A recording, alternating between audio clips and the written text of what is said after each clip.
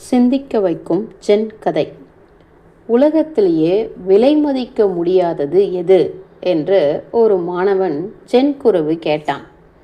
செத்த பூனையின் தலைதான் என்றார் குரு.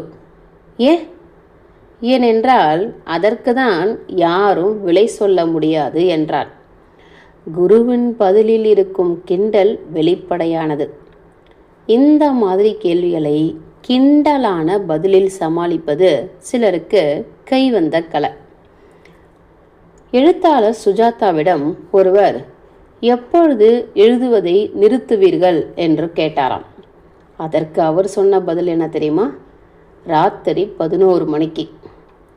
ஜென் பயில்கிறவனுக்கு விலை, மதிப்பு, உசத்தி, மட்டம் என்று எதுவும் இருக்கக்கூடாது. எல்லாமே உயர்ந்தவையாக இருக்கலாம், அல்லது எல்லாமே மதிப்பற்றவையாக இருக்கலாம்.